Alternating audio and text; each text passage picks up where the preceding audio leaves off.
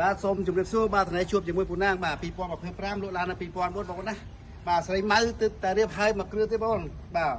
ដល់លេខ CB ម្ចាស់ដើមទី1ជាប្រភេទលឿងក្នុងបងណាបងប្អូនចង់មកឆ្នាំ011លឿងក្នុងបាទពណ៌ខ្មៅគឺមានមួយគ្រឿងបងប្អូនបាទលេងក្តោបលេងអ៊ីណុកបាទកងថ្មី4គ្រាប់បាទបត់ UV ហើយមកស្អាតបាទមានទឹកឈ្នន់បាទហើយបងប្អូនអាចមើលទឹកថ្នាំមកជុំជាមួយពូណាងបានបងប្អូនណាបាទអាចមើលខាងក្នុងបន្តិចបងប្អូនណាជាប្រភេទលឿងក្នុងបាទជាប្រភេទឡានស្អាតម្ចាស់ដើមទី1ប្រើតិចប្រើថែបាទបានក្រុមហ៊ុនទូនីធ្វើការបញ្ជាទិញចូលចាំបងប្អូនចង់បានឡានស្អាតបាទមកគ្រឿងនេះពូណាងធានាជូននៅថ្មីបាទនៅថ្មីបងប្អូនណា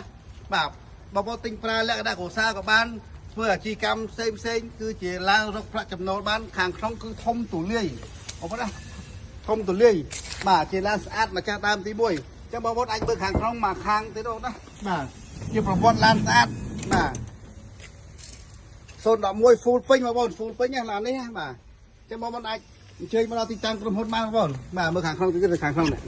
កាមេរ៉ាចាក់មើលតិចមកស្អាតឲ្យគាត់បាទតែឃើញស្អាតគាត់មកហើយបាទ011 full ពេញបាទអញ្ចឹងបងប្អូនកុំភ្លេចទាំង25ហិកក្រុងទិញជាលុយសុទ្ធក៏បានបងរំលោះក៏បានទិញដាច់វៃដូជាមួយក្រុមហ៊ុនក៏បានគឺមួយសេតហើយបងប្អូនចាប់អារម្មណ៍ធ្វើការទម្លាក់លេខលឿនបងប្អូនណាធ្វើការទម្លាក់លេខលឿនមានតាមមួយគ្រឿងទេបាទមានតាមគ្រឿងពណ៌ខ្មៅ011ក្នុងលឿនបងប្អូនណាអញ្ចឹងបងប្អូនធ្វើការទម្លាក់លេខលឿនមានក្រុមការងារជំនាញលេខតាក់តងទៅខាងបងអញ្ចឹងបងភ្លេចទម្លាក់ដៃពិសេសមុនចូលដល់ខ្មែរយើងបាទនៅខាងក្រុមហ៊ុនទូនីទូខា3ដើមបាទអាចតាក់ទងតាម Telegram ខាងលើ069 845159បាទហើយមួយខ្សែទៀត071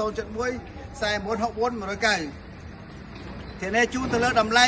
ទាំងគុណភាពមានការធានាត្រឹមត្រូវច្បាស់ចេញពីក្រុមហ៊ុនទូនីទូខា3ដើមបាទប្រភេទជាមួយទូនីទូខា3ដើមគឺជាជំរឿនដ៏ល្អរបស់លោកអ្នកសូមអរគុណ